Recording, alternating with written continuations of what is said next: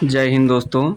एक बार फिर से स्वागत है आपका हमारे ऑफिशियल स्टडी अड्डा चैनल में। दोस्तों आज हम एसएससी जीडी, एसएससी एमटीएस 2024-2025 परीक्षा के लिए जो जीके और जीएस की प्रैक्टिस सेट है वो प्रैक्टिस सेट नंबर 14 को हल करने वाले हैं। दोस्तों आइए देरी न करते हुए क्लास को स्टार्ट करते हैं। दोस्तों आज का मोटिवेशनल थॉट है, ये मंजिलें बड़ी ज़िद्दी होती हैं, ये मंजिलें बड़ी ज़िद्दी होती हैं, हासिल कहाँ नसीब से होती हैं, मगर वहाँ तूफ़ान भी हार जाते हैं जहाँ कश्तियाँ ज़िद पर अड़ी होती हैं। दोस्तों जहाँ कश्तियाँ ज़िद पर अड़ी होती हैं। आइए आज का पहला प्रश्न देखते हैं। दोस्तों मेरा पहला प्रश्न है, भारतीय दर्शन की 6 विचारधाराओं में से निम्नलिखित में से कौन सा एक है। जो भारतीय दर्शन की 6 विचारधारा हैं दोस्तों, उनमें से निम्नलिखित में से कौन सा एक है। सुखवाद, वेदांत, मूर्ति पूजा और ताओ धर्म। तो दोस्तों जो हमारे भारतीय दर्शन की 6 विचारधाराएं हैं उनमें से एक है, इसमें से जो निम्नलिखित इसमें 4 दिए हैं ऑप्शन में से, इसमें से एक है वो है वेदांत। ऑप्शन नंबर बी जो हमारा वेदांत है वह भारतीय दर्शन की 6 विचारधाराओं में से एक है। कौन सा? वेदांत। भारतीय दर्शन की 6 विचारधाराओं में से वेदांत दर्शन एक है। वेदांत दर्शन को उपनिषदों का दर्शन भी कहते हैं। वेदांत का अर्थ है वेदों का अंत जो उपनिषद है। उत्तर वैदिक काल के अंतिम चरण में 108 उपनिषद लिखी गई हैं।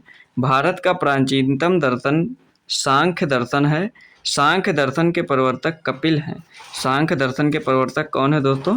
वो कपिल हैं। दोस्तों इसको आप लोग ज़रूर नोट कर लीजिएगा अपनी नोटबुक में, क्योंकि ये कभी कभी क्वेश्चन पूछता है। सांख्य दर्शन के प्रवर्तक कौन है? तो वो है कपिल।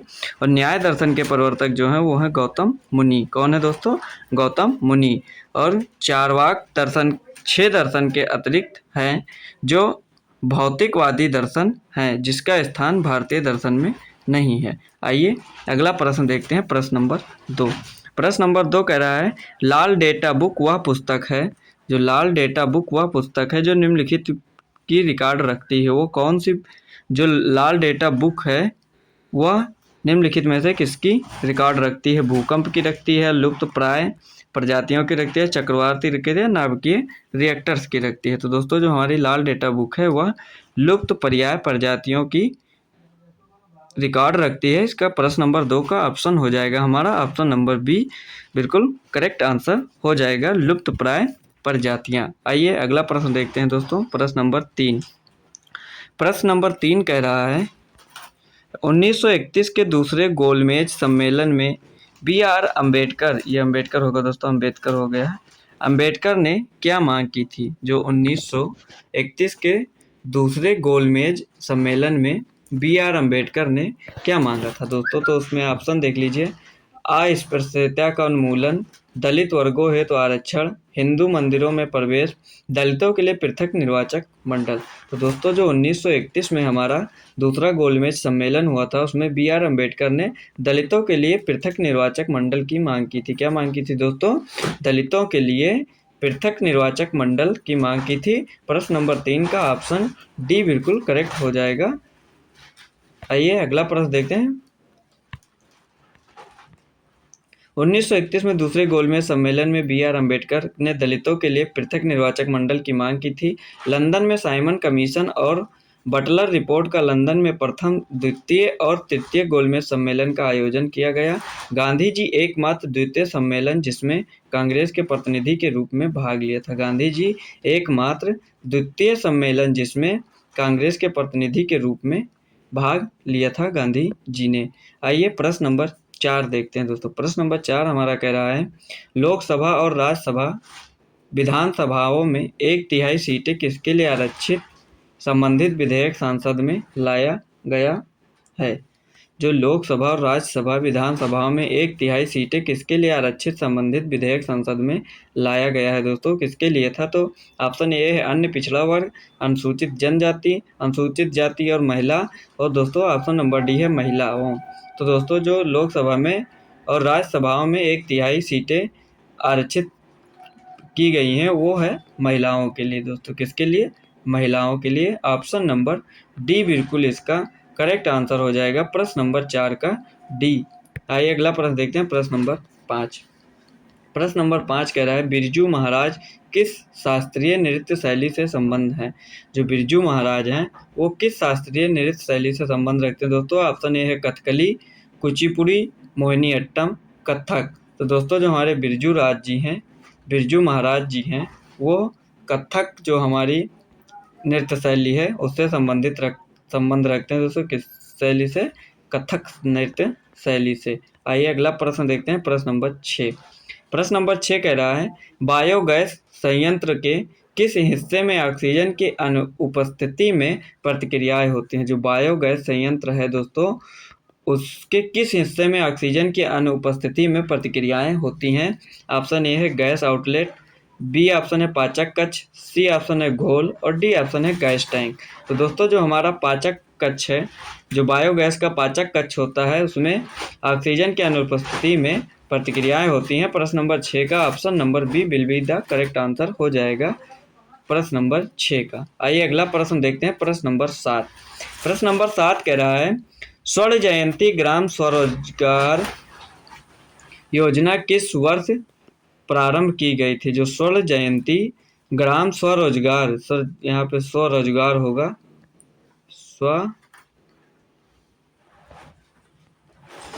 स्वरोजगार योजना, स्वरोजगार योजना जो थी वह किस वर्ष प्रारंभ की गई थी दोस्तों। तो इसका आंसर देख लीजिए आप लोग, ऑप्शन देख लीजिए 1965, 1999, 1998 और 1997। दोस्तों 1995 है दोस्तों। तो ये जो हमारी स्वर्ण जयंती ग्राम स्वरोजगार योजना थी वह हमारी 1999 में स्टार्ट की गई थी। ऑप्शन नंबर इसका बी बिल्कुल करेक्ट आंसर हो जाएगा, किस वर्ष में? 1999 में। आइए दोस्तों प्रश्न नंबर 8 देखते हैं। प्रश्न नंबर 8 कह रहा है हमारा इनमें से कौन सा लोक नृत्य राजस्थान से संबंधित है। इनमें से कौन सा लोक नृत्य है जो राजस्थान से संबंध रखता है। ऑप्शन ए है डांडिया, ऑप्शन बी है घूमर, ऑप्शन सी है भांगड़ा और ऑप्शन डी है गिद्दा। तो दोस्तों जो हमारा घूमर है यह राजस्थान से संबंध रखता है। लोक नृत्य घूमर, जो घूमर लोक नृत्य है यह राजस्थान से संबंधित है दोस्तों। घूमर नृत्य राजस्थान से संबंधित है। जो हमारा घूमर नृत्य है वह राजस्थान से संबंधित है। राजस्थान का लोक नृत्य है धामाल, फूंदी, पनिहारी, जिंदात, नेजा, गणगौर आदि। और भांगड़ा और गिंदा, डप, धामन आदि पंजाब के लोक नृत्य है। पंजाब के लोक नृत्य कौन कौन सा है दोस्तों? भांगड़ा, गिद्दा, डफ, दामन आदि। और गरबा, डांडिया, टिप्पणी आदि गुजरात के लोक नृत्य हैं। गुजरात के कौन कौन से लोक नृत्य हैं दोस्तों? गरबा, डांडिया, टिप्पणी आदि गुजरात के लोक नृत्य हैं दोस्तों। आइए अगला प्रश्न देखते हैं, प्रश्न नंबर 9। प्रश्न नंबर 9 हमारा कह रहा है निम्नलिखित में से कौन जुगाली करने वाला जानवर है। कौन जुगाली करने वाला जानवर है। ऑप्शन ए है ईगल, गाय, शेर, कुत्ता। तो दोस्तों जो हमारी गाय है वह जुगाली करने वाली जानवर है। ऑप्शन नंबर 9 का बी बिल्कुल करेक्ट आंसर हो जाएगा। गाय जुगाली करने वाला जानवर है। जुगाली के द्वारा जानवर अपने निगले भोजन को पचाते हैं। पेट के प्रथम कक्ष से मुंह में वापस लाए गए खाने को पागुर कड कहा जाता है और दोबारा चबाने का कार्य करता है। जुगाली के दौरान मीथेन गैस का भी उत्सर्जन होता है। कौन से गैस का उत्सर्जन होता है? जुगाली के दौरान मीथेन गैस का उत्सर्जन होता है। आइए दोस्तों अगला प्रश्न देखते हैं, प्रश्न नंबर 10। प्रश्न नंबर 10 कह रहा है इनमें से कौन सा साइट्रिक अम्ल का प्राथमिक स्रोत है। इनमें से कौन सा साइट्रिक अम्ल का प्राथमिक स्रोत है। ऑप्शन है नारंगी, खट्टा दूध, आम, इमली। तो दोस्तों साइट्रिक अम्ल का प्राथमिक स्रोत हमारा नारंगी है। ऑप्शन नंबर ए इसका बिल्कुल करेक्ट आंसर हो जाएगा। नारंगी जो है वो साइट्रिक अम्ल का प्राथमिक स्रोत है। आइए अगला प्रश्न देखते हैं, प्रश्न नंबर 11। प्रश्न नंबर 11 कह रहा है इसमें से केंद्र सरकार के साथ साथ राज्य सरकार के बारे में भी सरोकार परिलक्षित होते हैं दोस्तों। वह कौन सी सूची है? इसमें से केंद्र सरकार के साथ साथ राज्य सरकार के बारे में भी सरोकार परिलक्षित होते हैं। वह होते हैं? ऑप्शन है समवर्ती सूची, संघ सूची, संघीय सूची, राज्य सूची। तो हमारी जो समवर्ती सूची है, ऑप्शन नंबर ए पे जो समवर्ती सूची है उसमें केंद्र सरकार के साथ साथ राज्य सरकार के बारे में भी सरोकार परिलक्षित होते हैं। कौन सी सूची में? समवर्ती सूची में। ऑप्शन नंबर ए इसका बिल्कुल करेक्ट आंसर हो जाएगा। केंद्र सरकार के साथ साथ राज्य सरकार को सरोकार समवर्ती सूची में है। और भारतीय संविधान के 7वीं अनुसूची में शक्ति का बंटवारा से है। 7वीं अनुसूची के 3 अनुसूची हैं। 7वीं अनुसूची में 3 अनुसूची हैं। कौन कौन सी? संघ सूची, राज्य सूची और समवर्ती सूची। और संघ सूची में जिस पर कानून बनाने का अधिकार संसद को है, राज्य सूची में जिस पर कानून बनाने का अधिकार राज्य विधानमंडलों को है, और समवर्ती सूची जिस पर सांसद और विधानमंडलों को कानून बनाने का अधिकार है। समवर्ती सूची पर बनाए गए कानून पर मतभेद होने पर संसद द्वारा बनाई गई कानून को प्राथमिकता दी जाएगी। दोस्तों जो समवर्ती सूची है, जो समवर्ती सूची हमारी है, उसमें अगर कानून पर कोई मतभेद होता है तो उसमें जो संसद द्वारा बनाई गई कानून है उसको ही प्राथमिकता दी जाती है। आइए अगला प्रश्न देखते हैं, प्रश्न नंबर 12। प्रश्न नंबर 12 हमारा कह रहा है, निम्नलिखित में से किस राज्य में बॉक्साइट का भंडार सबसे अधिक है? दोस्तों आप लोग क्लास को एक बार लाइक कर दें और शेयर भी कर दें दोस्तों। और प्रश्न नंबर 12 कह रहा है दोस्तों, निम्नलिखित में से किस राज्य में बॉक्साइट का भंडार है? इसका आंसर कमेंट में आप लोग देते रहिए, हम तो बताएंगे ही, लेकिन आप लोगों को अगर पता है तो कमेंट में आंसर जरूर दिया करिए। आइए देखते हैं, ऑप्शन देख लेते हैं। छत्तीसगढ़, ओडिशा, झारखंड, तमिलनाडु। तो दोस्तों जो हमारा बॉक्साइट है उसका भंडार सबसे ज़्यादा ओडिशा में है। ओडिशा कहाँ पे है दोस्तों? ओडिशा। ओडिशा में बॉक्साइट का सबसे ज़्यादा भंडार है। और प्रश्न नंबर 12 का ऑप्शन बी बिल्कुल करेक्ट आंसर हो जाएगा। आइए अगला प्रश्न देखते हैं, प्रश्न नंबर 13। प्रश्न नंबर 13 हमारा कह रहा है, हमारे पाचन तंत्र के किस भाग में वसा का पाचन होता है? हमारे पाचन तंत्र में किस भाग में वसा का पाचन होता है? ऑप्शन है छोटी आंत, बड़ी आंत, अग्नाशय, पेट। तो जो हमारी छोटी आंत होती है, जो हमारी छोटी आंत होती है उसमें हमारे वसा का पाचन होता है। किसका पाचन होता है? वसा का पाचन किसमें होता है दोस्तों? वसा का पाचन छोटी आंत में होता है दोस्तों। किसमें होता है? छोटी आंत। छोटी आंत में हमारे वसा का पाचन होता है दोस्तों। किसमें? छोटी आंत में हमारे वसा का पाचन होता है। प्रश्न नंबर 13 का ऑप्शन नंबर ए बिल्कुल करेक्ट आंसर हो जाएगा, प्रश्न नंबर 13 का। आइए अगला प्रश्न देखते हैं, प्रश्न नंबर 14।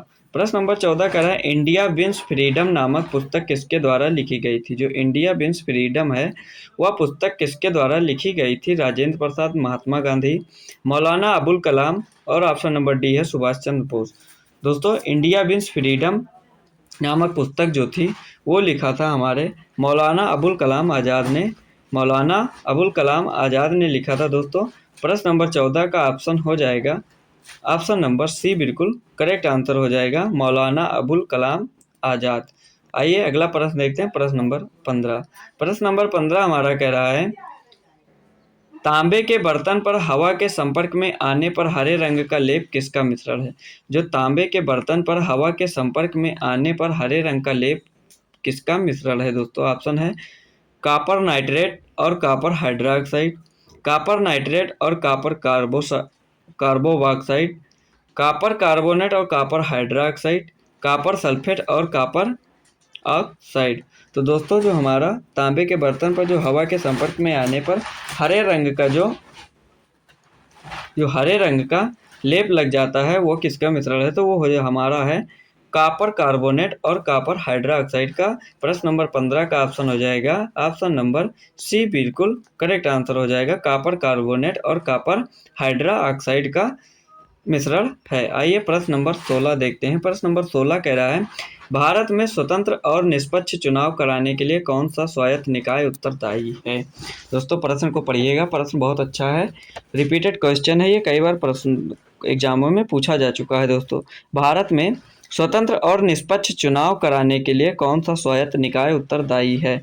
ऑप्शन है निर्वाचन मंडल, निर्वाचन आयोग, निर्वाचकीय मतपत्र, निर्वाचन परिषद, निर्वाचकीय परिषद। तो दोस्तों जो हमारा निर्वाचक आयोग है, जो हमारा निर्वाचक आयोग है वह भारत में स्वतंत्र और निष्पक्ष चुनाव कराने के लिए उत्तरदायी है दोस्तों। कौन सा? निर्वाचन आयोग। प्रश्न नंबर 16 का आंसर हो जाएगा ऑप्शन नंबर ए बिल्कुल करेक्ट हो जाएगा। आइए अगला प्रश्न देखते हैं, प्रश्न नंबर 17।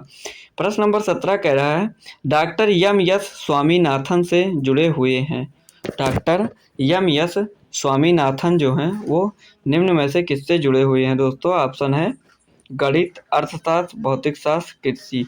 तो जो हमारे डॉक्टर एम एस स्वामीनाथन हैं वो हमारे कृषि से जुड़े हुए हैं। ऑप्शन नंबर डी, यानी किससे जुड़े हुए हैं दोस्तों? तो वह कृषि से जुड़े हुए हैं। प्रश्न नंबर 17 का आंसर हो जाएगा डी, ऑप्शन नंबर डी बिल्कुल करेक्ट आंसर हो जाएगा। डॉक्टर एम एस स्वामीनाथन कृषि से जुड़े हुए हैं और doctor M S Swaminathan Bharat के हरित क्रांति के जनक माने जाते हैं। किसके? हरित क्रांति के जनक कौन माने जाते हैं दोस्तों? Doctor M S Swaminathan. Bharat में हरित क्रांति के जन्मभूमि पंतनगर कृषि विश्वविद्यालय को माना जाता है। हरित क्रांति की जन्मभूमि कौन सी है? पंतनगर कृषि विश्वविद्यालय। एम एस स्वामीनाथन द्वारा लिखी गई पुस्तक का नाम है to a hunger free world. Bharat में हरित क्रांति की शुरुआत 1966 ईस्वी से लेकर 1967 में हुआ था। डॉक्टर वर्गीज कुरियन जो हैं वो श्वेत क्रांति का जनक हैं। कौन से? डॉक्टर वर्गीज कुरियन जो हैं वो श्वेत क्रांति का भारत में जनक हैं दोस्तों। कौन से? डॉक्टर वर्गीज कुरियन। आइए अगला प्रश्न देखते हैं, प्रश्न नंबर 18। प्रश्न नंबर 18 हमारा कह रहा है बंगाल में लिखा गया पहला ऐतिहासिक उपन्यास कौन सा था? जो हमारा बंगाल में पहला लिखा ऐतिहासिक उपन्यास कौन सा? आनंद मठ, अंगुरिया विनिमय, सरस्वती विजयम, इंदिरा बाई। तो दोस्तों जो हमारा बंगाल में पहला ऐतिहासिक उपन्यास लिखा गया था वो लिखा गया था अंगुरिया विनिमय। ऑप्शन नंबर बी इसका बिल्कुल करेक्ट आंसर हो जाएगा। जो अंगुरिया विनिमय उपन्यास था वह बंगाल में लिखा गया था पहला उपन्यास। आइए प्रश्न नंबर 19। प्रश्न नंबर 19 कह रहा है आगा खान कप कौन से खेल से संबंधित है? जो आगा खान कप है वह कौन से खेल से संबंधित है? ऑप्शन है हॉकी, फुटबॉल, बैडमिंटन और क्रिकेट। तो जो हमारा आगा खान कप है वह हमारे हॉकी से संबंधित है दोस्तों। किससे संबंधित है? हॉकी से संबंधित है हमारा आगा खान कप। आगा खान कप कौन किससे संबंधित है? हॉकी से। ऑप्शन नंबर ए इसका बिल्कुल करेक्ट आंसर हो जाएगा। ऑप्शन नंबर ए 19 का ए आंसर बिल्कुल करेक्ट होने वाला है दोस्तों। आइए प्रश्न नंबर 20 देखते हैं। प्रश्न नंबर 20 कह रहा है फ्लाइंग सिख ऑफ इंडिया के रूप में कौन जाने जाते हैं? दोस्तों इसका आंसर अगर आप लोगों को पता है तो दोस्तों कमेंट करिए, जल्दी जल्दी कमेंट करिए। ऑप्शन है महेंद्र अहलूवालिया, कुलविंदर सिंह, गुरविंदर सिंह चड्ढा और मिल्खा सिंह। तो दोस्तों जो हमारे फ्लाइंग सिख ऑफ इंडिया के नाम से जाने जाते हैं वो जाने जाते हैं मिल्खा सिंह। कौन जाने जाते हैं दोस्तों? मिल्खा सिंह।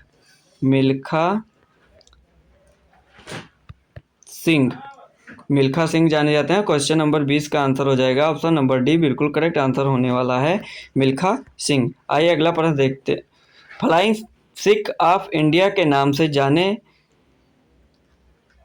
जाते हैं कौन? मिल्खा सिंह। कौन जाने जाते हैं दोस्तों? मिल्खा सिंह। और मिल्खा सिंह 1960 के ओलंपिक में चौथा स्थान लाए थे।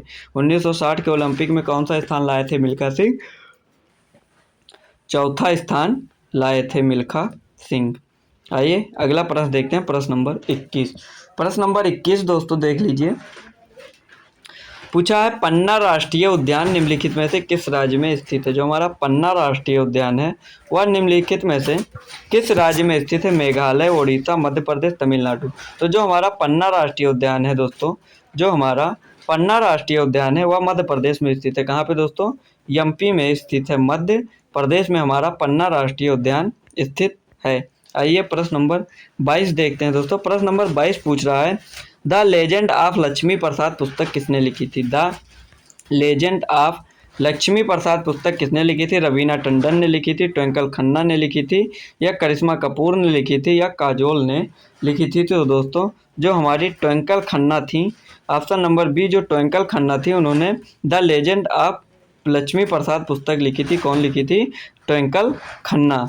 आइए प्रश्न नंबर 23 देखते हैं दोस्तों। प्रश्न नंबर 23 कह रहा है प्रसिद्ध विरूपाक्ष मंदिर कहाँ स्थित है दोस्तों। प्रसिद्ध जो हमारा प्रसिद्ध विरूपाक्ष मंदिर है वह कहाँ स्थित है दोस्तों।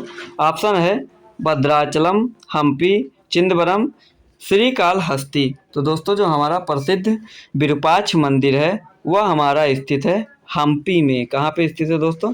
हम्पी में हमारा प्रसिद्ध विरूपाक्ष मंदिर स्थित है। मंदिर से रिलेटेड जितने भी मंदिर हैं दोस्तों उसको आप लोग जरूर पढ़ लीजिएगा, वो क्वेश्चन पे पूछे जाएंगे दोस्तों। प्रसिद्ध मंदिर हैं वो कहाँ स्थित हैं, वहाँ किसकी पूजा होती है, किसकी मूर्ति है दोस्तों, ये सब आप लोग जरूर पढ़ लीजिएगा। आइए देखते हैं अगला प्रश्न, प्रश्न नंबर 24। प्रश्न नंबर 24 हमारा कह रहा है दोस्तों निम्नलिखित में से कौन सा मध्य प्रदेश का एक विरासत स्थल है। दोस्तों निम्नलिखित में से कौन सा मध्य प्रदेश का एक विरासत स्थल है। हम्पी है या भीमबेटका है या लेपाक्षी है या सासाराम है। तो दोस्तों जो हमारा मध्य प्रदेश का एक विरासत स्थल जो है वो है भीमबेटका। कौन सा है दोस्तों।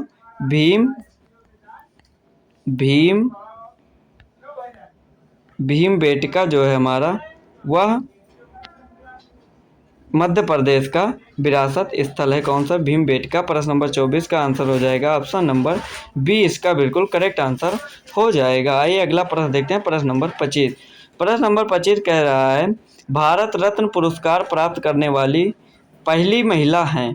भारत रत्न पुरस्कार प्राप्त करने वाली पहली महिला कौन है दोस्तों। ऑप्शन है, ऑप्शन देख लीजिए, मदर टेरेसा, इंदिरा गांधी, लता मंगेशकर, सरोजिनी नायडू। तो दोस्तों जो हमारी भारत रत्न पुरस्कार प्राप्त करने वाली पहली महिला जो है वो है हमारी Indira Gandhi ji. Option number B इसका बिल्कुल करेक्ट आंसर हो जाएगा। इंदिरा गांधी जो थी वो भारत रत्न पुरस्कार प्राप्त करने वाली पहली महिला हैं। कौन। इंदिरा गांधी, इसका बिल्कुल करेक्ट आंसर हो जाएगा दोस्तों।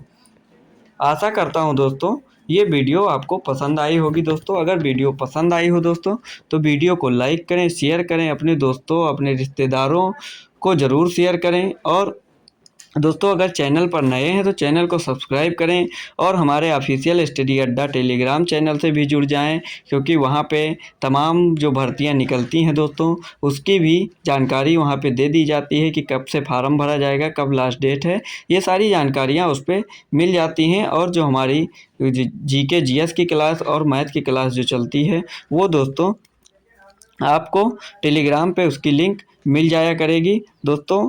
धन्यवाद। जय हिंद, जय भारत।